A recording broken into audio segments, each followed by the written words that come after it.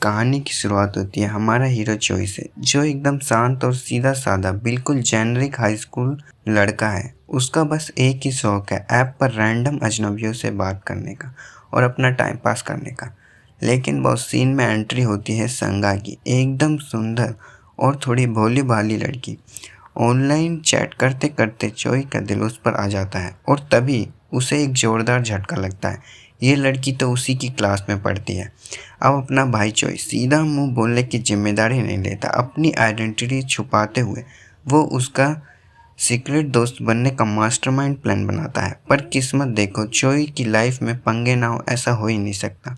उसका पुराना दोस्त ली तायोंग उसे रोज टारगेट करता है और उसकी अच्छी खासी रैगिंग लेता है। इस पूरे बवाल के बीच चोई चाहता तो है कि उसका रियल फ्रेंड बनना, पर भाई साहब के लिए ये कोई एवरेस्ट की चढ़ाई से कम नहीं। वैसे भी चोई का सेल्फ कॉन्फिडेंस एकदम ज़मीन के अंदर धंसा हुआ है। वो खुद को हमेशा लूज़र ही मानता था। दिन रात खुद से यही कहता रहता, अबे यार ये स्कूल नहीं, बच्चों के लिए असली नर्क है। और दिमाग में यही चलता है कि उसकी ये दुनिया में कोई दोस्त नहीं बन पाएगा। तभी सीन में आता है तायोंग और सीधा रोलिंग स्टाइल में बोलता है, अबे अपना फ़ोन इधर निकाल। चोई थोड़ा दम दिखाता है और मना करने की कोशिश करता है। चोई उसे समझाता है कि पिछली बार फ़ोन चलाते हुए टीचर ने पकड़ लिया था। पर तायोंग के दादागिरी के आगे उसकी एक नहीं चलती और डर के मारे उसे अपना फ़ोन उसके हाथ में देना ही पड़ता है। स्कूल ख़त्म होने के बाद जब चोई घर लौट रहा होता है, उसने अपना फ़ोन चेक किया तो उसके होश उड़ गए। तायोंग ने उसके अकाउंट से कुछ चीज़ें ऑर्डर कर दी होती हैं। चोई के दिमाग में तुरंत आया, भाई आज तो मम्मी अच्छी खासी क्लास लगाएंगी। लेकिन अगले ही पल रिलैक्स हो गया। सोचता है कि चलो छत पर से गिरे तो खजूर पर अटके, कम से कम फ़ोन तो वापस मिला। खैर घर पहुंचकर चोई अपने कमरे में जाते ही चोई खुद से कहता है कि अब आएगा असली मज़ा। ये उसका एक हैप्पी मोमेंट है। वो तुरंत अपना फ़ोन उठाता है और इंटरनेट पर रैंडम लोगों से चैटिंग करना शुरू कर देता है। तभी अचानक उसकी बात एक लड़की से होती है जो बिल्कुल उसी की एज की है। चोई उस लड़की से बातें करने लगता है और एहसास होता है कि बॉस, इससे बात करने में तो अलग ही लेवल का मज़ा आ रहा है। बहुत सारी इधर उधर की बातें करने के बाद वो लड़की कहती है कि अब उसे सोने जाना पड़ेगा क्योंकि अगले दिन स्कूल में उसकी ड्यूटी है। चोई उसे जोश में बोलता है कि कल सुबह स्कूल पहुंचते ही सबसे पहले वो उसे मैसेज करे। अगले दिन सुबह चोई एकदम जल्दी उठ जाता है ताकि उसे बाकी बच्चों के साथ स्कूल ना जाना पड़े। पर जैसे ही वो क्लास में पहुंचता है, वो एक किताब खोलता है और बेंच पे सर रखकर लेट जाता है। तभी अचानक चोई देखता है कि एक लड़की क्लासरूम में एंट्री ले रही है। वो तुरंत अपने सर लॉकर पर रख लेता है ताकि उसे हाय हेलो ना बोलना पड़े। फिर उसके फ़ोन पर एक नोटिफिकेशन बजता है। ये उसी लड़की का मैसेज था जिससे वो कल रात बात कर रहा था। मैं स्कूल पहुंच गई हूँ, पर यहाँ पहले से एक लड़का बैठा हुआ है। चोई मैसेज का रिप्लाई देने के लिए जैसे ही अपना सर उठाता है, लड़की का तुरंत अगला मैसेज आता है, अरे वो जो लड़का बैठा था ना, वो उठ गया। ये पढ़ते ही चोई के होश उड़ जाते हैं। उसका दिमाग सुन्न हो जाता है, क्या बे ये सामने खड़ी लड़की वही चैट वाली लड़की है। फिर वो चैट में बोलता है कि उसे जाकर उस लड़के को ग्रीट करना चाहिए और तभी उसे एक ज़ोरदार झटका लगता है। उसके होश तब उड़ जाते हैं जब वो लड़की सीधा उसी की तरफ बढ़ने लगती है। वो आकर चोई के डेस्क पर टैप करती है और जैसे ही चोई अपना सर उठाता है, वो अपना इंट्रोडक्शन देती है, हाय मैं संगा हूँ। ये सुनते ही चोई की फट के हाथ में आ जाती है। भाई फुल स्केर्ड और नर्वस मोड में चला जाता है क्योंकि मम्मी के अलावा उसने आज तक किसी लड़की से ढंग से बात ही नहीं की थी। वो दिमाग में घोड़े दौड़ा रहा होता है, अब इसकी ग्रीटिंग्स का क्या रिप्लाई दूँ। फिर जैसे तैसे थोड़ा हिम्मत करके वो बोलता है तो संगा उसे कहती है, चिल यार, इतना नर्वस होने की ज़रूरत नहीं है। दोनों बात कर ही रहे होते हैं, अचानक से क्लास में दो और स्टूडेंट एंट्री लेते हैं। संगा तुरंत वहाँ से निकल लेती है जबकि बाकी बच्चे दोनों को देख के चुगली करने लगते हैं। भाई कि इन दोनों के बीच में क्या चक्कर चल रहा है। संगा के जाने के बाद चोई मन ही मन में सोचता है, वाह भाई, मेरी लाइफ की पहली दोस्त एक रैंडम ऑनलाइन चैट ऐप से बनने वाली है। फर्स्ट पीरियड के दौरान संगा चोई की चैट पर मैसेज करती है और बोलती है, यार जिस लड़के को तुमने ग्रीट करने को बोला था वो कितना वियर्ड बिहेव कर रहा है। चोई उसे सजेस्ट करता है कि वो उस लड़के की दोस्त बन सकती है, पर संगा बोलती है, ऐसे कैसे दोस्त बन जाऊं, पहले उसे जान पहचान तो हो जाए। फिर संगा असली राज खोलती है। वो ऐप टाइम पास के लिए नहीं बल्कि रिलेशनशिप एडवाइस लेने के लिए यूज़ कर रहे। ये सुनते ही चोई का दिमाग हिल जाता है। अब सीन शिफ्ट होता है 6th पीरियड में, जिम हॉल में। चोई फुटबॉल खेले बिना ज़मीन पर बैठे बैठे अपना रोना रो रहा होता है। वो सोचता है कि यार इन लोगों ने मुझे फुटबॉल खेलने के लिए ग्राउंड में क्यों उतार दिया, मुझे तो बॉल को किक मारना तक नहीं आता। और बस इतना ही नहीं, वो इस बात पर भी फुल अफसोस जता रहा होता है कि सबने मिलकर उसे टीम गोलकीपर बनाकर साइड में फेंक दिया है। गोलकीपर बनाए जाने के बाद वो फिर से संगा की बातों में ओवरथिंक करने लगता है। वो सोचता है कि अगर उसे लव रिलेशनशिप एडवाइस चाहिए तो वो अपने रियल लाइफ दोस्तों से क्यों नहीं पूछ लेती। तभी अचानक तायोंग जोरदार चिल्लाता है, अबे साले बॉल पास कर। चोई बॉल को अपनी तरफ आता देखकर शॉक हो जाता है, अबे इन लोगों ने मेरी तरफ बॉल कब मार दी। लेकिन तायोंग उस पर लगातार चिल्ला रहा होता है कि गोल पोस्ट पर खड़े खड़े दिन में सपना देखना बंद कर और बॉल आगे फेंक ताकि गेम आगे बढ़ सके। चोई डर के मारे बॉल को किक मारता है, पर बदकिस्मती से बॉल सीधा जाकर तायोंग के मुंह पर लगती है। तायोंग का दिमाग गर्म हो जाता है और वो चोई को सुनाने लगता है कि उसने जानबूझकर उसे बॉल मारी। तभी क्लास रैम लिन दोंग योंग चोई की सपोर्ट में आता है और तायोंग को समझाता है कि अब शांत हो जाइए, गलती से लग गई। दोंग योंग फिर खुद को वॉलंटियर करता है और वह गोलकीपर बन जाएगा और चोई को जाकर रेस्ट करने को बोलता है। चोई जैसे ही दोंग योंग को थैंक यू बोलने वाला होता है, वो नोटिस करता है कि दोंग योंग का सारा फोकस तो संगा पर है, जो गेम को बहुत इंटरेस्ट से देख रही है। ये सीन देखते ही चोई मन ही मन बोलता है, अच्छा अब समझ आया ये गेम चल रहा है यहाँ। स्कूल ख़त्म होने के बाद चोई घर की तरफ लौट रहा होता है और उसे संगा के लगातार टेक्स्ट मैसेज आ रहे होते हैं। घर पहुँचते ही संगा मैसेज करती है कि कहीं मैं ज़्यादा डिस्टर्ब तो नहीं कर रही ना। तो चोई मजाक में बोलता है कि वाह, बड़ा जल्दी एहसास हो गया, तुम बहुत ज़्यादा टेक्स्ट कर रही हो। फिर चोई फाइनल डिसाइड करता है कि वो अपनी रियल आइडेंटिटी रिवील कर देगा। चोई पहले तो सोचता है कि अपनी राज खोल दे, पर फिर उसे संगा की पहली मुलाकात याद आती है जब उसने उसे वियर्ड कहा था। वो बात याद करके वो डर जाता है कि अगर उसने सच बताया है तो कहीं इसकी ये नई दोस्ती टूट ना जाए। तो अपना भाई डर के मारे पूरा टाइप्ड मैसेज डिलीट कर देता है। तभी संगा चैट पर याद दिलाती है, अबे वो लव एडवाइस का क्या हुआ। तो चोई बोलता है, भाई मेरी अपनी लाइफ में कोई खुद लड़की नहीं है, मैं तुझे क्या एडवाइस दूंगा। इस पर संगा ऑफर देती है, चलो छोड़ो, लव एडवाइस नहीं तो हम नॉर्मल टेक्स्ट बड़ी तो बन ही सकते हैं। चोई तुरंत बोलता है, हाँ क्यों नहीं। अगले दिन सुबह चोई स्कूल जल्दी पहुंचता है। उसकी आंखें सूजी हुई हैं। वो खुद से बोलता है, यार रात भर संगा के मैसेज का रिप्लाई देते देते नींद ही पूरी नहीं हुई, आज तो क्लास में सो जाऊंगा। वो बेंच पर सर रखकर लेटता ही है कि क्लास में संगा आती है। चोई पहले हैरान होता है, फिर उसे याद आता है कि बॉस, इसकी तो पूरे हफ्ते क्लास ड्यूटी लगी हुई है। संगा बैग रखकर चोई को हाय बोलती है। चोई अभी बताने ही वाला था कि वो नींद में है, पर संगा उसकी बात बीच में ही काट देती है। चोई सोचता है, चलो छोड़ो यार, बात ही नहीं करनी। वो क्वाइट मोड में ईयरफोन का प्लग अपने फ़ोन में डालता है और गाना बजाता है। तभी संगा दौड़ती हुई चोई के पास आती है और एक्साइटेड होकर बोलती है, भाई ये गाना तूने कहाँ से सुना?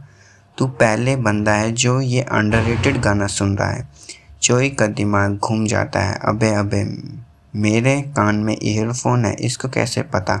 फिर उसने देखा तो पता चला कि जैक पूरा अंदर गया ही नहीं था। गाना पूरा लाउड स्पीकर पर बज रहा था, फुल पोपट मूवमेंट। फिर संगा उसे बताती है कि वो एक और बंदे को जानती है जिसे ये गाना बहुत पसंद है। संगा उसे बताती है कि इस गाने को किसी ने उसे रिकमेंड किया था। जब वो उस बंदे से मिलेगी तो चोई का मुलाकात भी उससे ज़रूर करवाएगी। फिर संगा अपनी उसे ऑनलाइन टेक्स्ट बड़ी की तारीफ़ों के पुल बांधने लगती है। जो कि एक्चुअली चोई ही होता है। वो बोलती है कि वो बंदा कितना अच्छा और हेल्पफुल है। ये सब सुनकर चोई का दिल पिघल जाता है और वो डिसाइड करता है कि वो संगा और दोंग्यों, जिस पे संगा का क्रश है, का पैचअप करवा देगा। चोई सीधा दोंग्यों के पास जाता है और एक मस्त बहाना मारते हुए वो कहता है, भाई मैं एक नोवेल लिख रहा हूँ जिसका लीड कैरेक्टर बिल्कुल तेरे जैसा है। मुझे एक फीमेल कैरेक्टर भी ऐड करनी है। तू बता तेरी ड्रीम गर्ल या आइडल लड़की कैसी होनी चाहिए। दोंग्यों ये सारी डिटेल निकलवाने के बाद चोई दौड़ के सारी इन्फॉर्मेशन संगा को ले जाकर दे देता है। वो संगा को पूरी गाइड दे देता है कि उसे दोंग्यों के सामने कैसे बिहेव करना है और दोनों को एक परफेक्ट मीटिंग भी प्लान करवा देता है। लेकिन वो संगा और दोंग्यों को पास लाने के बाद हमारा हीरो चोई की लाइफ में फिर से एकदम सन्नाटा छा जाता है।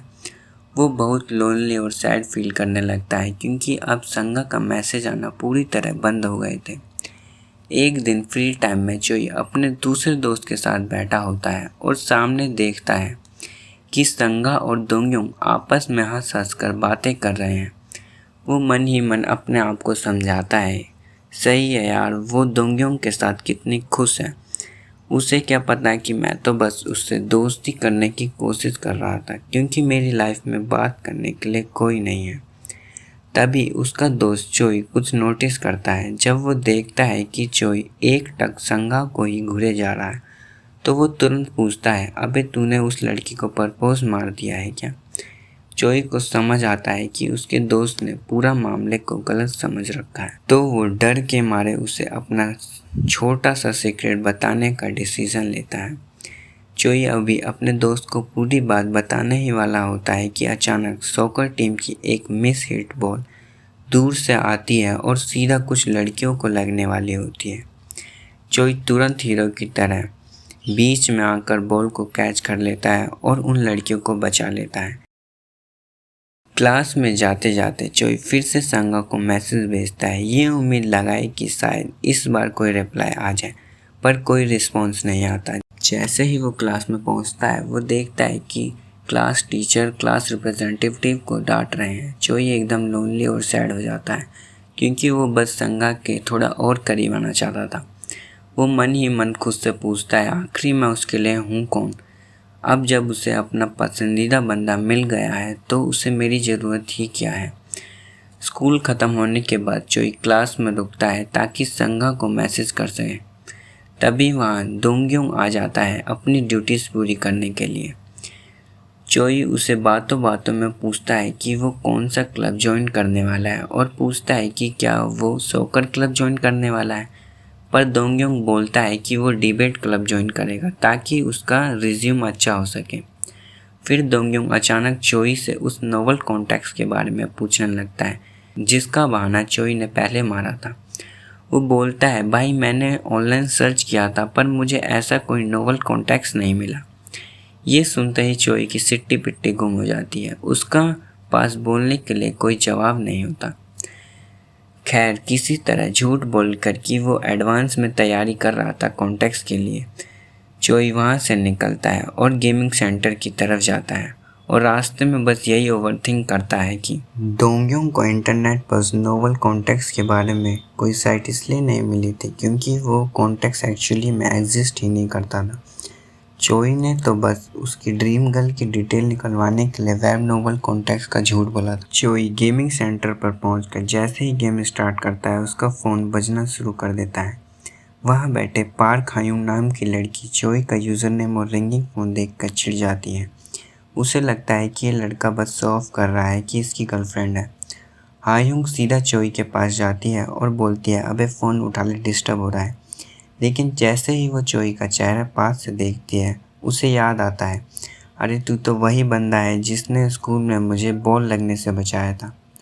हायुंग फिर चोई की स्क्रीन में झांक कर उसके गेम रैंक देखने लगती है। चोई थोड़ा हवा में आकर प्राउडली बोलता है, टेंशन मत ले, मैं और मेरा दोस्त तुझे गेम में कैरी कर लेंगे।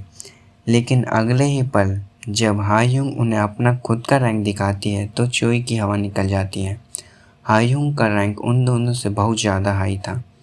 अगले दिन स्कूल में टीचर आके अलग अलग स्कूल क्लब्स अनाउंस करते हैं। टीचर बोलते हैं जिसे जिस क्लब में जाना है हाथ उठाओ। चोई सोचता है मैं तो उसी क्लब में जाऊंगा जिसमें संघा जाएगी ताकि उसके पास रह सकूं। उसे याद आता है कि संघा ने बोला था वो दोंग्योंग वाले क्लब में जाएगी। ये सोचते ही चोई तुरंत अपना हाथ उठा देता है उस क्लब में शामिल होने के लिए। डिबेट क्लब ज्वाइन करते ही चोई का पहले पोपट होता है। जैसे ही वो हाथ उठाता है उसका बुली तायोंग भी डिबेट क्लब के लिए हाथ खड़ा कर देता है।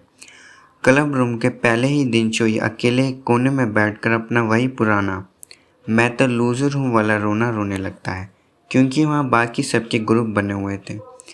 वो देखता है कि दोंग्योंग, हायुंग और संगा एक साथ मस्ती हंसी मजाक कर रहे हैं और तायुंग भी बाकी लोगों के साथ घुल मिल गया है।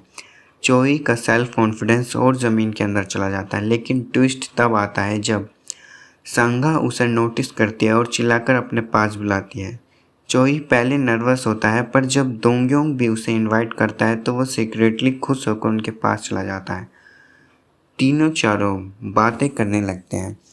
जैसे ही गेमिंग का टॉपिक चलता है चोई फुल एनर्जी में आ जाता है और बिना रुके अपनी सारी गेमिंग नॉलेज झाड़ने लगता है। फिर अचानक उसे रियलाइज़ होता है अबे यार ज़्यादा बोल दिया, कहीं ये सब मुझे नर्ड समझकर इग्नोर ना करने लगे।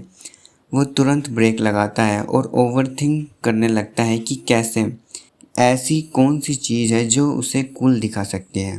तभी उसे संगा के साथ बॉन्डिंग बनाने का एक जोरदार मौका दिखता है। वो वही अंडररेटेड सॉन्ग और चैटिंग वाली बातें निकालता है जो उसने सीक्रेटली ऑनलाइन संगा के साथ डिस्कस की थी ताकि संगा उसे रिलेट कर सके। पर अफसोस दोंग्योंग बीच में आकर गेम का रुख ही बदल देता है। जैसे ही गेमिंग की बात आती है दोंग्योंग चोई को छोड़कर सीधा हायुंग से बातें करने लगता है, क्योंकि हायुंग तो प्रो गेमर थी। दोंग्योंग और हायुंग को इतना पास और गेम पर डिस्कशन करते देख संघा को जेलसी फील होने लगती है। वो मन ही मन आग बबूला होकर सोचने लगती है अच्छा तो दोंग्योंग को ऐसी प्रो गेमर और स्मार्ट लड़कियां पसंद हैं। संगा हायुंग से भी और ज़्यादा जेलस होने लगती है, क्योंकि हायुंग प्रो गेमर होने के साथ साथ क्लास की टॉपर भी थी। संगा सोचने लगती है दोंग्योंग को इंटेलिजेंट लड़कियां पसंद हैं। तभी तांग्योंग चोई के पास आकर पूछता है कि वो उसे इतना अवॉइड क्यों कर रहा है। लेकिन चोई अपने सोशल इमेज को लेकर कॉन्शियस हो जाता है। वो नहीं चाहता कि बाकी सब उसके लिए ऐसा लूज़र का रूप देखें।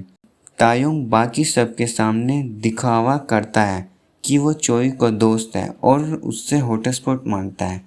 अपनी इज्जत बचाने के लिए चक्कर में चोई का सब्र टूट जाता है और वो तायुंग पर चिल्ला पड़ता है मेरे से चिपक मत, बोल दिया ना मेरे पास डाटा नहीं है। तायुंग को गुस्सा आ जाता है और दोनों के बीच हाथापाई शुरू हो जाती है जिसमें चोई को चोट लग जाती है। टीचर बीच में आकर मामला संभालती है और दोनों को अपने ऑफिस ले जाती है। घर पहुंचकर संगा ऑनलाइन चैट पर चोई को इस पूरी लड़ाई के बारे में बताती है। चोई मन ही मन खुश होता है कि आखिरकार उसकी संगा से फिर से बात होने लगी। अगले दिन सुबह चोई का फ़ोन पर नोटिफिकेशन बजता है। उसे लगता है कि संगा का मैसेज होगा, पर पता चलता है कि दोंग्योंग ने एक ग्रुप चैट बनाया है और उसमें चोई को भी ऐड कर दिया है। ये देखकर अपना भाई फुल खुश हो जाता है। ग्रुप चैट में ऐड होने के बाद चोई मन ही मन बहुत खुश होता है, क्योंकि अब उसके पास और नए दोस्त बनाने का मस्त मौका है। वो ग्रुप में बाकी मेंबर्स की लिस्ट चेक करता है। उसे सभी लोगों से कोई इशू नहीं था, बस एक तायुंग को छोड़ के। ग्रुप चैट में सभी लोग वीकेंड पर एक साथ मूवी जाने का प्लान बनाने लगते हैं। तभी दोंग्योंग चोई को अलग से पर्सनल में मैसेज करता है और पूछता है कि उसकी तबीयत अब कैसी है। दोंग्योंग बताता है कि वो एक्चुअली चोई और तायुंग के बीच की लड़ाई को ख़त्म करवाना चाहता है और इसी वजह से उसने सभी के साथ मूवी जाने का प्लान बनाया है। लेकिन दोंग्योंग ये भी बोलता है कि तायुंग ने आने से मना कर दिया है और बोल दिया है कि वो नहीं आ रहा। मूवी की बात सुनकर चोई फुल एक्साइटेड हो जाता है। वो अपनी मम्मी के पास जाता है और पैसा मांगता है ताकि वो मूवी के लिए नए कपड़े खरीद सके।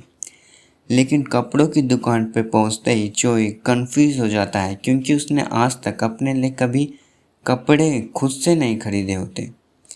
जैसे तैसे कपड़े खरीद कर चोई घर लौट के आता है और वीकेंड की मूवी के लिए सुपर एक्साइटेड होने लगता है। दूसरी तरफ संगा भी अपने घर पर बैठी बैठी बहुत खुश हो रही होती है कि वो आखिरकार दोंग्योंग के साथ मूवी देखने जा रही है। तभी संगा के फ़ोन पर किसी का मैसेज आता है जो उसे बताता है कि वो इस वक्त सीधा उसके घर के बाहर खड़ा है। अगले दिन स्कूल में दोंग्योंग देखता है कि संगा अकेली बैठी है। वो उसके पास जाकर पूछता है कि वो अकेली क्यों बैठी है।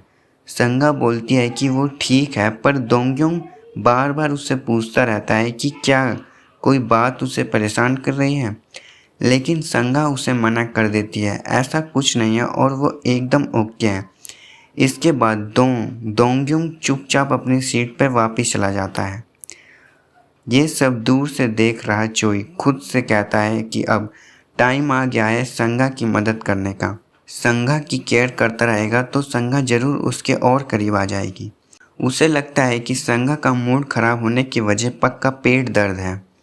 चोई अपने पास से पेन किलर निकालता है। वो सोचता है कि अगर वो ऐसा ही चोई संगा के पास जाता है और दवाई देता है, पूछता है कि क्या हुआ है, पर संगा बोलती है कोई बात नहीं है, मैं बिल्कुल ठीक हूँ, तुम चिंता मत करो। तब चोई को एहसास होता है अरे इसको पेट दर्द तो बिल्कुल नहीं है। वो वापस अपनी सीट पर आ जाता है और सोचता है कि आमने सामने ना सही तो, पर जब वो ऐप पर मैसेज करेगा तब तो संगा बता ही देगी। उसी शाम चोई ऐप पर संगा से मैसेज करता है और पूछता है कि क्या परेशानी है और वो उसके मैसेज का रिप्लाई क्यों नहीं दे रही। संगा बताती है कि उसे एक बहुत बड़ी गलती हो गई है। उसने इस ऐप पर चोई से पहले मिले एक अनजान बंदे को अपना नंबर दे दिया था। वो बंदा अब उसे फेसबुक पर मैसेज भेज रहा है और उसने तो संगा के स्कूल की फ़ोटो भेजकर उसे क्रीपर तरीके से स्टॉक करना तक शुरू कर दिया है। संगा उस बंदे के भेजे हुए मैसेज और फ़ोटोज़ का स्क्रीनशॉट चोई को भेजती है। वो बहुत गुस्सा और डर में होती है। संगा आगे बोलती है चोई भी तो एक बिना चेहरे वाला बंदा है जिसे वो रियल में नहीं जानती। इसी वजह से अब वो चोई से भी बात नहीं करनी चाहती और ये चैट हमेशा के लिए बंद करना चाहती है। ये सुनते ही चोई का दिल टूट जाता है और वो दुख में अपना फ़ोन उठाकर फेंक देता है। फ़ोन फेंकने के बाद चोई बैठकर सोचने लगता है कि वो संगा की मदद कैसे करे, पर फिर वो रुक जाता है। उसे याद आता है कि संगा ने उसे कहा था कि वो नहीं चाहती किसी को पता चले कि वो ये रैंडम चैट ऐप पर है। अगले दिन स्कूल में क्लास ले रहा टीचर सभी बच्चों को बोलता है कि मौसम बदल रहा है तो अपना ध्यान रखें। साथ ही टीचर बताता है कि संगा को सर्दी जुकाम हो गया है, इसकी वजह से वो आज अब्सेंट है। ये सुनते ही चोई परेशान हो जाता है और सोचने लगता है कि वो संगा की हेल्प कैसे कर सकता है। वो इस बात से वरीड होता है कि अगर संगा ऐसे ही स्कूल से छुट्टी लेती रही तो उसकी पढ़ाई का बहुत नुकसान हो जाएगा।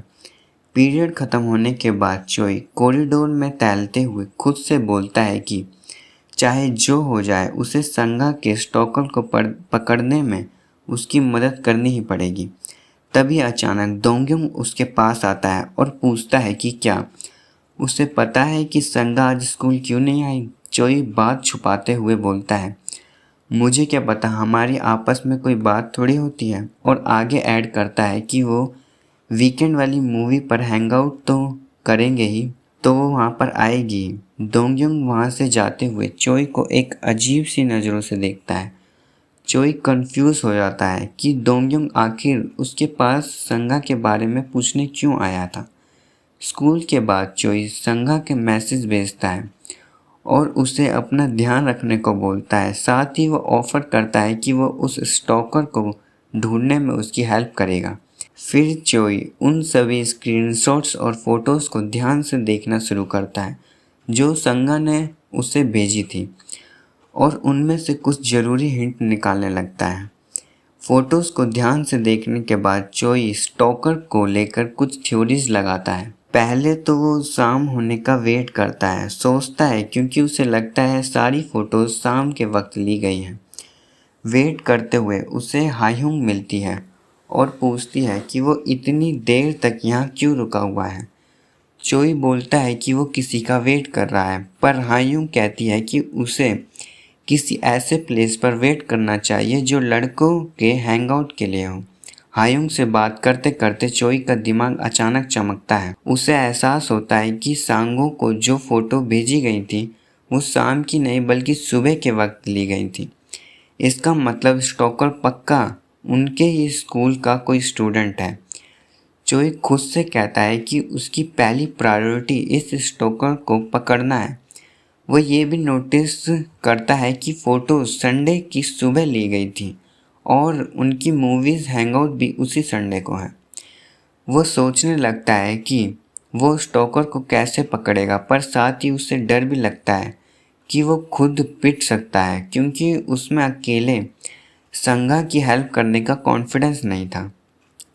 हायुंग चोई के पास आकर गेमिंग सेंटर चलने को बोलती है, पर चोई अपने ही विचारों में इतना खोया हुआ होता है कि उसे कोई रिप्लाई नहीं देता। वो सोचता है कि वो और संगा एक जैसे हैं, दोनों ही फुल हेल्पलेस हैं। फाइनली मूवी वाला दिन हायुंग और दोंगयोंग बाहर खड़े होकर संगा और चोई का वेट कर रहे होते हैं। जैसे ही संगा पहुंचती है वो उनसे एपोलॉजी मांगती है और बताती है कि उसकी बस मिस हो गई थी। संगा बताती है कि उसकी बस मिस हो गई थी, इसी वजह से वो लेट हो गई। हायुंग संगा से पूछती है कि क्या उसे पता है चोई आएगा या नहीं, पर संगा बोलती है कि उनके पास एक दूसरे का नंबर तक नहीं है। दोंगयोंग संगा को देखकर खुश हो जाता है और बोलता है कि वो टिकट लेने जा रहा है, पर जैसे ही वो जाने लगता है संगा उसे कहती है कि उसे दोंगयोंग से कुछ ज़रूरी बात करनी है। दूसरी तरफ मूवी जाने की वजह चोई सीधा उस जगह पहुंचता है जहां से संगा की फ़ोटोज़ ली गई थी। वो थोड़ी देर सोचने के बाद एक मास्टरमाइंड दिमाग लगाता है। वो अपने फ़ोन निकालता है और ज़बरदस्ती ज़ोर ज़ोर से बोलते हुए संगा से बात करने का नाटक करता है ताकि आसपास के लोगों का ध्यान खींच सके। फिर वो जानबूझकर एक अंधेरी गली की तरफ बढ़ने लगता है ताकि अगर कोई उसके पीछे आए तो पक्का कंफर्म हो जाए कि वही स्टॉकर है। गली में जाते ही चोई के पीछे से आहट आती है। वो समझ जाता है कि जाल काम कर गया है, स्टॉकर उसके फॉलो कर रहा है। जैसे ही चोई पीछे मुड़ता है उसके सामने एक अच्छा खासा दिखने वाला बंदा खड़ा होता है। वो बंदा बोलता है कि वो संगो को जानता है, वो उसकी ही यूनिवर्सिटी रिलेटिव है और वो उससे मिलना चाहता है। चोई तुरंत समझ जाता है कि वो साफ झूठ बोल रहा है और वही असली स्टॉकर है। वो एकदम बोल्ड होकर उस बंदे के मुंह पर बोलता है, तू उसे स्टॉक कर रहा है। स्टॉकर अपना झूठ पकड़े जाने पर एडमिट कर लेता है और चोई को बोलता है कि वो ऐसा इसलिए कर रहा है क्योंकि वो संगा को पसंद करता है। चोई तुरंत डिफेंसिव हो जाता है।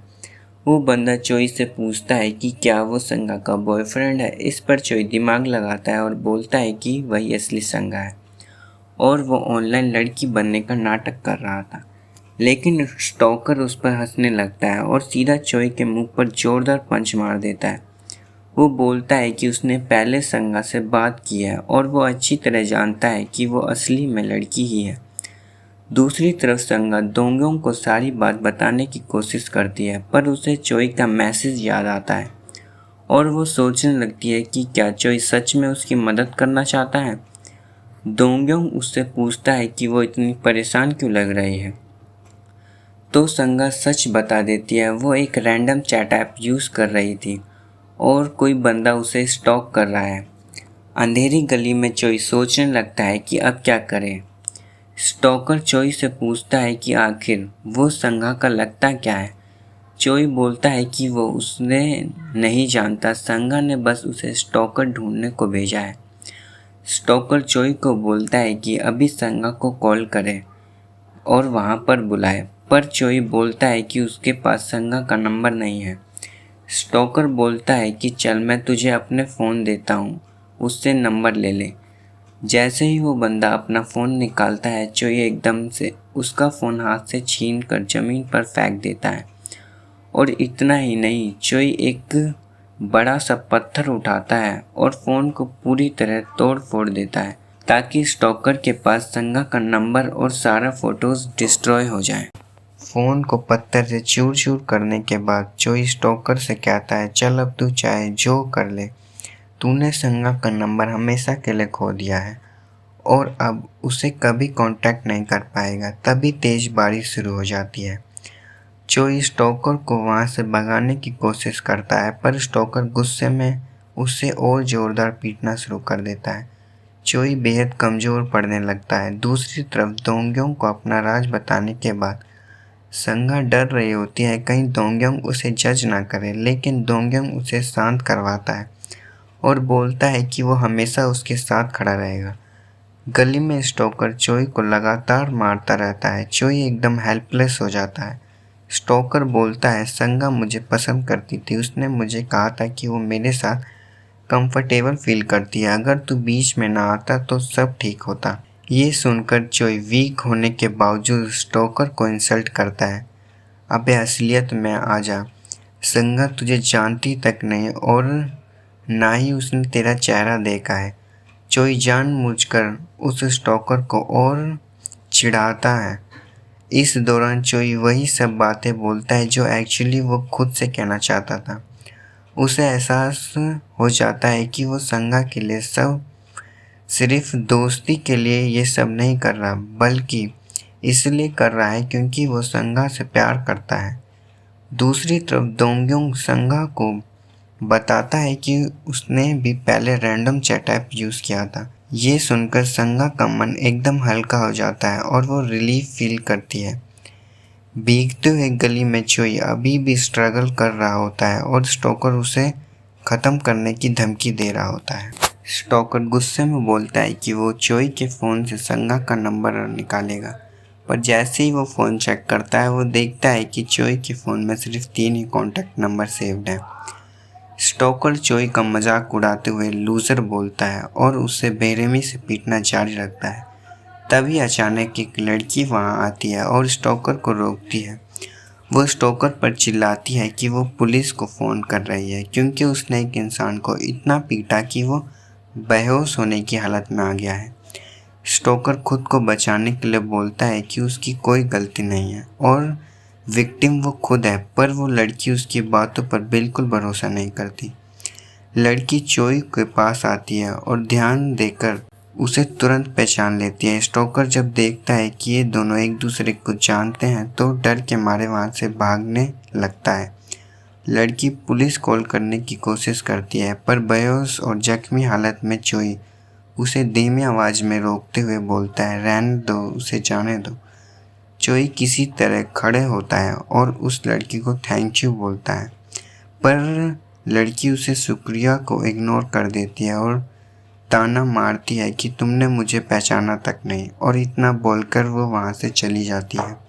चोई भी लड़खड़ाते हुए घर की तरफ निकल पड़ता है और उस लड़की के बारे में ज़्यादा नहीं सोचता।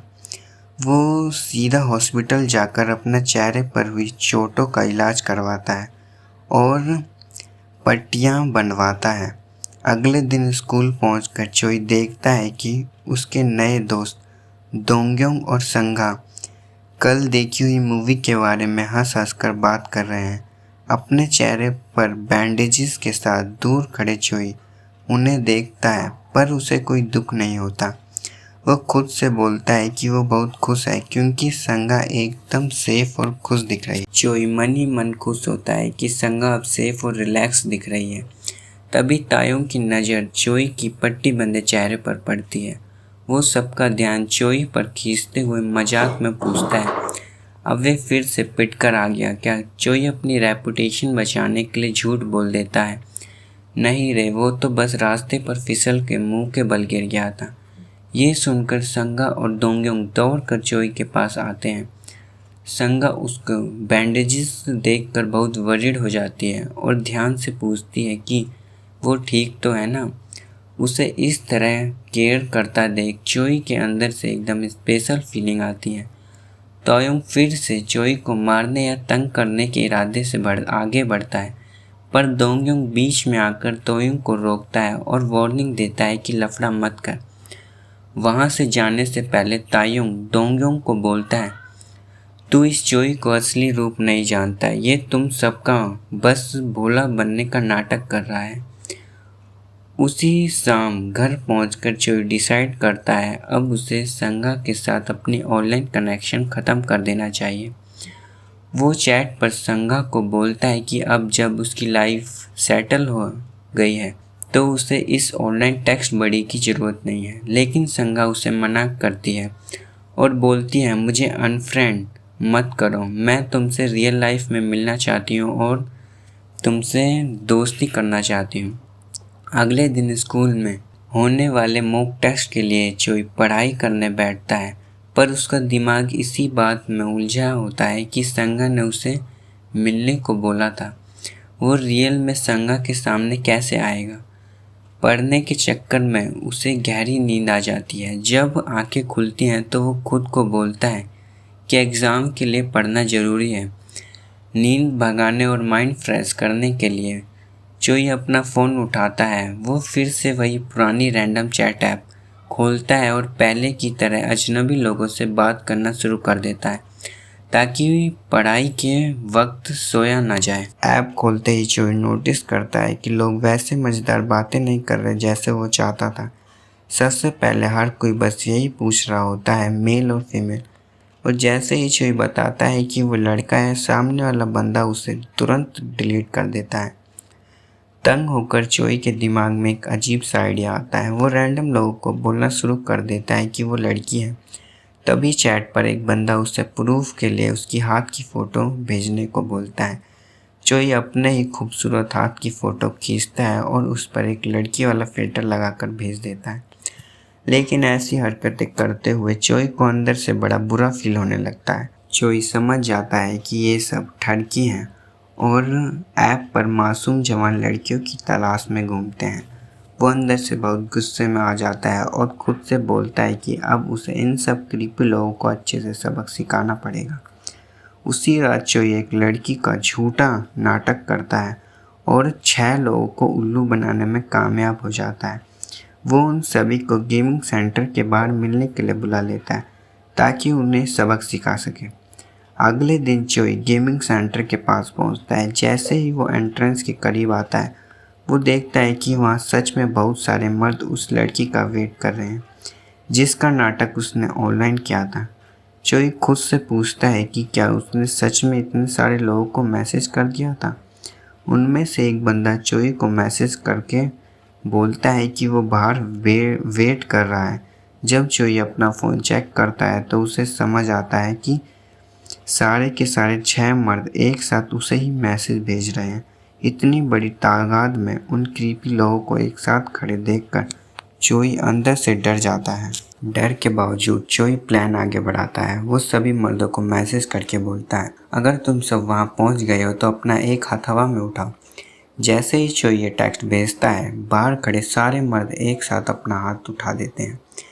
उन सभी को एक साथ हाथ उठाता देख एक दूसरे पर शक होने लगता है। उन्हें समझ आ जाता है कि उनका पोपट बन गया है और उन्हें किसी ने बेवकूफ़ बनाया। एक एक करके सारे मर्द वहाँ से खिसकते हैं। तभी चोई को एक और बंदे का मैसेज आता है कि वो भी बस पहुँचने ही वाला है। पर जैसे ही वो बंदा वहाँ आकर सामने खड़े होते हैं, चोई के होश उड़ जाता है। वो बंदा कोई और नहीं बल्कि उसका अपना दोस्त दोंगयोंग होता है। दोंगयोंग चोई के पास आता है और बहुत एक्साइटमेंट में बताने लगता है कि ऐप पर उसे एक लड़की मिली और वो उसे मिलने आया है। चोई पहले तो दोंगयोंग पर चिल्लाता है कि वो बिना मिले किसी भी अनजान लड़की पर इतना भरोसा कैसे कर सकता है। पर जब दोंगयोंग उसे किस्मत के बारे में बताता है और बोलता है कि उसी लड़की से बात करके उसे कितना अच्छा लगता है, तो चोई को अंदर से बहुत बुरा फील होता है। वो फैसला करता है कि वो जब तक दोंगयोंग को अच्छी रियल लड़की नहीं मिल जाती तब तक वो खुद ही ऑनलाइन लड़की बनकर उससे बात करता रहेगा ताकि उसका दिल ना टूटे। इसके बाद चोई टॉपिक बदलने के लिए दोंगयोंग से कहता है चलो गेमिंग सेंटर चलकर गेम खेलें, क्योंकि उसकी गेम रैंक बहुत गिर गई है। जैसे ही दोनों सेंटर के अंदर जाते हैं वहाँ हायुंग उन्हें मिलती है और ग्रीट करती है। बात करते हुए हायुंग नोटिस करती है कि चोई के चेहरे पर चोट के निशान हैं। वो चोई से पूछती है कि क्या ये चोट उसे तायुंग ने मारी है, पर चोई वही पुराना झूठा दोबारा बोल देता है कि वो रास्ते में फिसल के मुंह के बल गिर गया। चोई तुरंत बात घुमाता है और हायुंग से पूछता है कि क्या वो गेम में उसकी रैंक बढ़ाने में मदद कर सकती है। हायुंग उसे गेम में रैंक पुश में हेल्प करने के लिए तैयार हो जाती है। दूसरी तरफ स्टोकर एक नया फ़ोन खरीदता है और क्लाउड बैकअप से अपना सारा कॉन्टैक्ट और डाटा वापस निकाल लेता है। फिर वो दोबारा संगा को ढूंढने निकल पड़ता है। तभी दोंगयोंग की नज़र उस स्टॉकर पर पड़ती है। वो उसे रोक कर पूछता है कि वो इस एरिया में क्यों घूम रहा है, क्योंकि वो काफ़ी देर से उसे नोटिस कर रहा था। स्टॉकर बताता है कि वो संगा को ढूंढ रहा है। दोंगयोंग बिना किसी हेजिटेशन के बोलता है अच्छा मैं उसका घर जानता हूँ, मेरे पीछे आओ। दोंगयोंग उस स्टॉकर को एक सुनसान कोने में ले जाता है और सीधा उसे पीटना शुरू कर देता है। वो मारते हुए बोलता है कि वापस कभी संगा के आसपास मत दिखना। स्टॉकर मार खाते हुए दोंगयोंग से पूछता है कि क्या तुझे मुझे उस चोई के कहने पर मार रहा है जिससे मेरी पहले लड़ाई हुई थी। ये सुनते ही दोंगयोंग हैरान रह जाता है। उसे समझ आता है कि चोई के चेहरे पर जितने भी चोटें और पट्टियाँ बंधी हुई हैं वो एक्चुअली इस स्टोकर से लड़ते वक्त आई थी। ये बात पता चलते ही दोंगयोंग और गुस्से में स्टोकर को तब तक पीटता है जब तक वो बेहोश ना हो जाए और उसे धमकी देता है कि संगा से दूर रहे। फिर वो उस स्टोकर को वहाँ छोड़कर निकल जाता है। अगले दिन स्कूल में पीटी क्लास में सभी बच्चे ग्राउंड पर खड़े होते हैं। टीचर बताता है कि आज सभी डॉजबॉल खेलेंगे और उसके बाद उन्हें फ्री टाइम मिलेगा। टीचर सभी स्टूडेंट्स को इंस्ट्रक्शन देते हैं। टीचर सभी बच्चे को सीट नंबर के हिसाब से 2 टीम में बांट के कहते हैं। चोई ये देखकर हैरान हो जाता है और सोचता है कि उसकी टीम तो पक्का हारेगी, क्योंकि अपोजिट टीम में स्पोर्ट्स के सारे सबसे अच्छे खिलाड़ी हैं। पर चोई ये भी नोटिस करता है कि वो और संगा एक ही टीम में है। जैसे ही डॉजबॉल गेम शुरू होता है तायुंग सीधा चोई को टारगेट करता है, बॉल मारना शुरू कर देता है ताकि वो तुरंत गेम से बाहर हो जाए। चोई के टीममेट्स ये देख के उससे दूर होने लगते हैं और उसे अकेला छोड़ देते हैं। चोई जैसे तैसे तायुंग के हर थ्रो से खुद को बचाता है। तभी तायुंग एक जोरदार थ्रो करता है। चोई देखता है कि बॉल उसकी तरफ नहीं बल्कि सीधा संगा की तरफ जा रही है। संगा को बचाने के लिए चोई बीच में आकर बॉल कैच कर लेता है। इस वजह से तायुंग गेम से बाहर हो जाता है। खेल आगे बढ़ता है और एक एक करके चोई की टीम के सारे खिलाड़ी आउट हो जाते हैं। सिर्फ चोई और संगा ही बचते हैं, क्योंकि चोई लगातार संगा को प्रोटेक्ट कर रहा था। दूसरी टीम में अब सिर्फ दोंगयोंग और एक लड़की बचती है। वो लड़की चोई की तरफ बॉल फेंकने का नाटक करती है। चोई बॉल कैच करने के लिए आगे बढ़ता है, पर तभी दोंगयोंग बॉल छीन कर फास्ट थ्रो से सीधा चोई पर निशाना से आता है। चोई बॉल कैच करने की कोशिश में ज़मीन पर गिर जाता है, पर संगा बीच में आकर बॉल कैच कर लेती है और उसे बचा लेती है। संगा बहुत एक्साइटेड हो जाती है। चोई का बदला लेने के लिए बॉल सीधा दोंगयोंग पर थ्रो करने को कहती है। चोई दोंगयोंग की तरफ बॉल थ्रो करने वाला होता है, पर वो दोंगयोंग से थोड़ा डर जाता है और इसी सोच में उलझ जाता है। तभी पीटी टीचर सीटी बजाकर मैच को एंड होने का अनाउंसमेंट कर देते हैं और बच्चों को बोलते हैं कि अब वो लंच कर ले। लंच के वक्त दोंगयोंग चोई के पास आकर बैठता है और खाने की क्वालिटी को लेकर कंप्लेन करता है। पर जब दोंगयोंग अपने खुद के क्लासमेट के साथ खाना खाने चला जाता है तो चोई अकेले बैठकर सोचता है कि अकेले में खाना खाना कितना अजीब लगता है। तभी अचानक एक लड़की चोई के पास आती है। जब चोई उसे ध्यान से देखता है तो उसे एहसास होता है कि ये वही लड़की है जिसने रेन में स्टोकर से पिटने के वक्त उसकी जान बचाई थी। वो लड़की चोई से काफ़ी इनफॉर्मली होकर बात करती है और उससे पूछती है कि क्या तुम्हें मेरा नाम तक याद नहीं। चोई एकदम सरप्राइज हो जाता है क्योंकि उस लड़की ने पिछली बार मिलने पर अपना नाम बताया नहीं था, तो वो उसे कैसे जानता। लड़की बताती है कि उसका नाम ली यूरी है और वो चोई से एक हेल्प मांगना चाहती है। जब चोई पूछता है कि कैसा फेवर, तो यूरी बोलती है कि वो तायोंग से उसकी दोस्ती करवा दे। चोई तुरंत मना कर देता है कि वो ऐसा नहीं कर सकता, पर यूरी बोलती है उसे पता है कि चोई और तायोंग दोस्त हैं। चोई मन ही मन सोचता है कि यूरी को उनके अजीब और ख़राब रिलेशनशिप के बारे में कुछ पता नहीं है। यूरी रिक्वेस्ट करते हुए चोई के गाल पकड़ती है और ज़बरदस्ती उसे हाँ करवा लेती है। चोई आखिरकार एग्री कर लेता है। इसके बाद यूरी और उसकी दोस्त वहाँ से चली जाती है। उनके जाने के बाद चोई उदास हो जाता है और अपनी ज़िंदगी के बारे में सोचने लगता है। वो परेशान होकर सोचता है कि सारी लड़कियाँ मिलकर उसकी वोट लगा रही हैं और उसे यूज़ कर रही हैं। हायुंग चोई का उदास चेहरा देखकर उसके पास आती है और पूछती है कि क्या हुआ। चोई बोलता है कि वो ठीक है, पर हायुंग उसके पीछे पड़ जाती है और पूछती है कि क्या तायुंग ने फिर से उससे साथ कुछ किया। चोई अंदर से बहुत इमोशनल होने लगता है और हायुंग को सब कुछ बताने की कोशिश करता है, पर फिर वो रुक जाता है। वो नहीं चाहता कि उसकी प्रॉब्लम की वजह से हायुंग भी परेशान हो, तो वो बात संभालते हुए कह देता है कि वो बिल्कुल फ़ाइन है। हायुंग चोई से कहती है कि उसे हमेशा नोटिस किया है कि चोई के चेहरे पर एक परेशानी और टेंशन रहती है, जैसे वो कुछ सोच रहा हो। वो उससे अच्छे से एडवाइस करती है, हर चीज़ का बोझ अकेले मत उठाया करो, सब कुछ खुद से करने की कोशिश मत करो। हायुंग के जाने के बाद चोई डिसाइड करता है कि वो जल्दी से ली यूरी और तायुंग का इंट्रोडक्शन करवा देगा, इस मामले से फ्री हो सके। क्लास जाते वक्त दिमाग लगाता है कि अगर तायुंग स्नैक शॉप पर गया होगा तो वो यूरी को भी वहाँ भेज देगा। साथ ही वो यूरी को कह देगा कि किसी को भी ना बताए कि ये इंट्रोडक्शन चोई ने करवाया है। चोई कॉरिडोर में यूरी को ढूंढ लेता है और उसे बताता है कि तायुंग अभी स्नैक शॉप पर गया है। जैसे ही चोई यूरी को बता रहा होता है कि तायुंग स्नैक शॉप पर मिलेगा, तायुंग अचानक पीछे से आ जाता है। वो चोई से गुस्से में पूछता है कि उसे कैसे पता है कि वो स्नैक शॉप पर होने वाला था।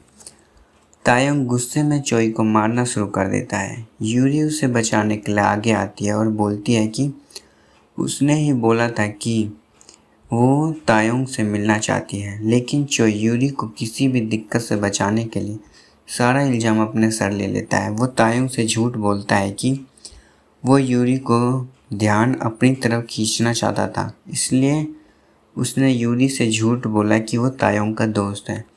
ये सुनकर तायुंग और ज़्यादा भड़क जाता है और वो चोई को बेरहमी से पीटना शुरू कर देता है।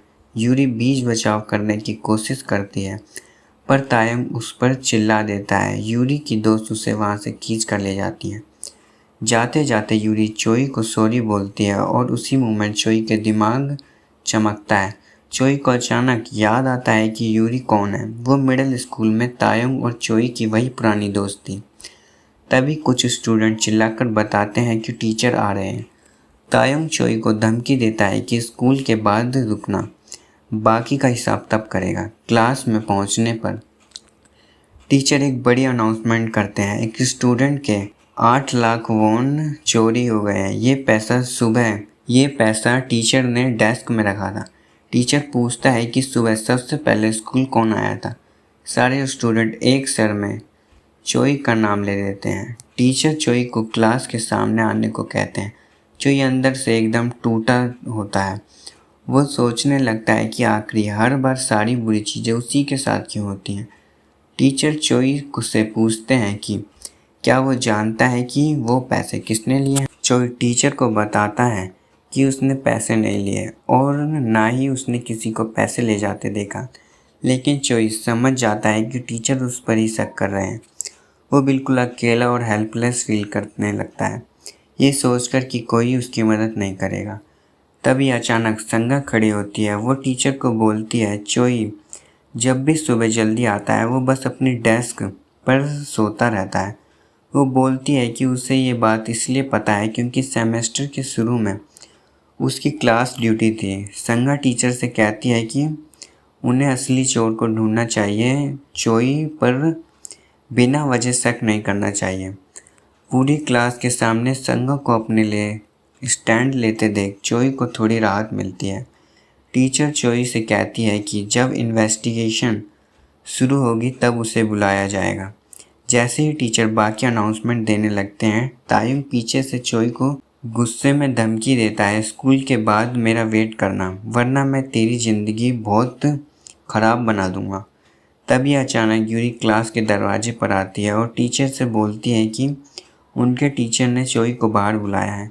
जैसे ही टीचर चोई को जाने देते हैं, बाहर आते ही यूरी बताती है कि उसने झूठ बोला था ताकि वो चोई को तायुंग से बचा सके।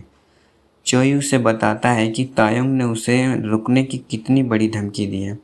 ये सुनकर यूरी रिग्रेट करती है और माफ़ी मांगती है क्योंकि उसे बिल्कुल आइडिया नहीं था कि चाय और तायुंग अब दोस्त नहीं रहे। चोई पास्ट फ्लैशबैक में चला जाता है और यूरी को बताता है कि हाई स्कूल में वो और तायुंग कितने अच्छे दोस्त हुआ करते थे, जब तक कि उसकी मुलाकात क्रैम स्कूल में यूरी से नहीं हुई थी।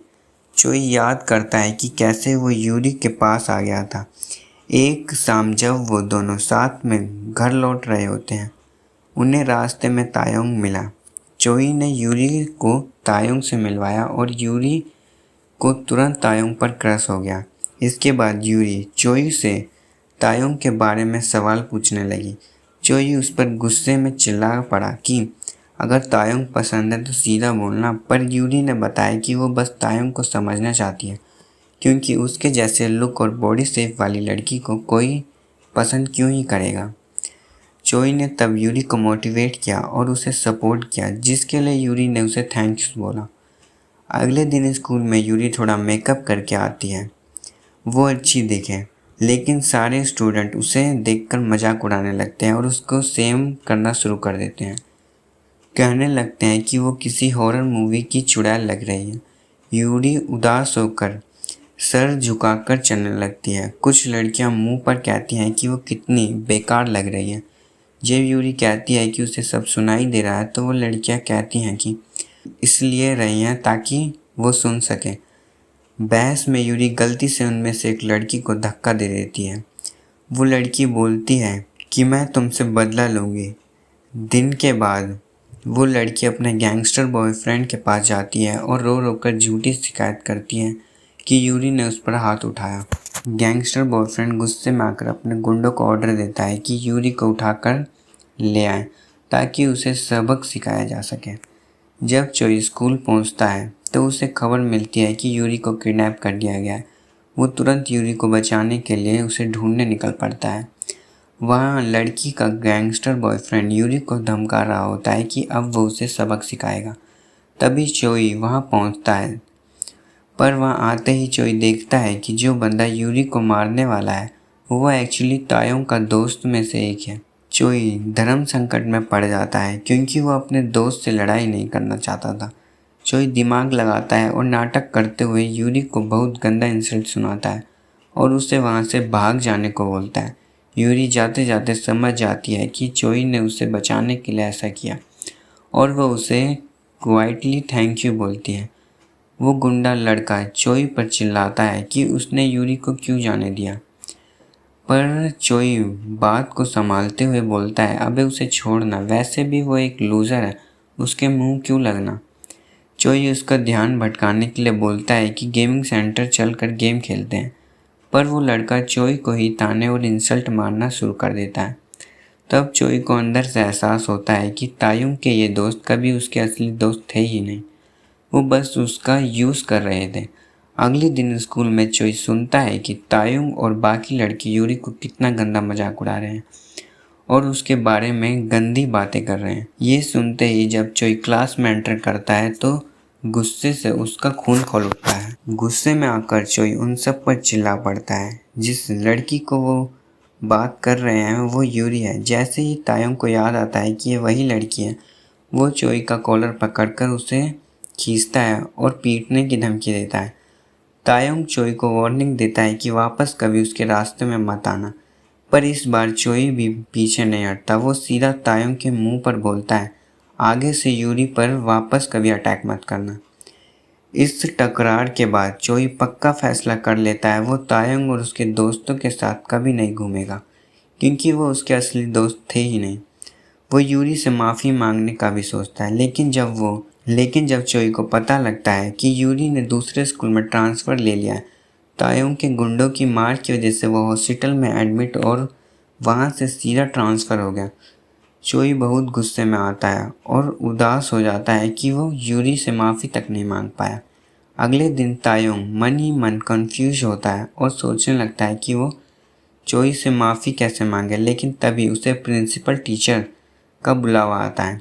टीचर तायोंग को उसके पेरेंट्स को बुलाने को कहते हैं, क्योंकि ये सच सामने आ गया था कि यूरी को पीटने वाला गैंग का लीडर तायोंग ही है। तायोंग गुस्से में अपने ही गैंग के एक लड़के के पास जाता है और उससे बेरहमी से पीटना शुरू कर देता है, क्योंकि उसने मना करने के बावजूद यूरी पर अटैक किया था। वो लड़का माफ़ी मांगता है और बोलता है कि उसने टीचर को कुछ नहीं बताया। अपने आप को बचाने के लिए वो लड़का तायोंग से झूठ बोल देता है, ये सब टीचर को चोई ने बताया है। ये सुनते ही तायोंग का दिमाग खराब हो जाता है और वो सीधा चोई पर एक्सपोज करने का इल्ज़ाम लगाने निकल पड़ता है। इससे पहले कि चोई बोल पाता है कि उसने कुछ नहीं बताया, तायोंग उसकी एक नहीं सुनता और उसे बेरहमी से पीटना चालू कर देता है। वो कसम खाता है कि वो चोई की लाइफ जहन्नुम बना देगा। उसी दिन से चोई के दिमाग में तायोंग का ऐसा डर बैठ गया था कि वो लोगों से कटने लगा, अकेले रहने लगा और रैंडम चैटिंग ऐप पर वक्त बिताने लगा। प्रेजेंट टाइम में यूरी चोई से पूछती है कि वो कहाँ खो गया। यूरी सोचता है कि वो अपने पास्ट में खो गया था। चोई यूरी से माफ़ी मांगने का सोचता है, पर खुद से बोलता है कि वो यूरी से ये सब बातें नहीं कर सकता, क्योंकि यूरी इससे और परेशान होगी। वैसे भी यूरी का भी पास कुछ अच्छा नहीं है। तभी तायोंग वहाँ पहुँच जाता है और चोई को मारने की धमकी देता है। यूरी चोई को बोलती है कि जाकर टीचर से कंप्लेन करे। चोई उसे बोलता है, तू फिक्र मत कर, मैं संभाल लूँगा। लड़की के सामने कूल बनने की कोशिश देखकर तायोंग गुस्से में सीधा चोई पर झपट पड़ता है। दोनों के बीच जोरदार लड़ाई शुरू हो जाती है। कुछ ही मिनट में तायोंग चोई को गिरा गिरा कर पीटता है, पर इस बार चोई हार नहीं मानता। वो बार बार खड़ा होता है, चाहे उसे जितनी भी मार पड़ रही हो। चोई उसके अटैक को डॉज करने की कोशिश करता है, पर कुछ देर बाद तायोंग उसे पकड़ लेता है और सीधा उसके नाक पर जोरदार पंच मार देता है। तो दोस्तों, ये वीडियो मैं यहीं पे ख़त्म करते हूँ। इसका अगला पार्ट मैं परसों अपलोड कर दूँगा। और जब तक कमेंट करके बताना है कि तुम्हें ये वीडियो कैसी लगी, और वॉइस में कोई दिक्कत हो तो कमेंट कर देना, मैं उसको सही करने की पूरी कोशिश करूँगा। चलो बाय।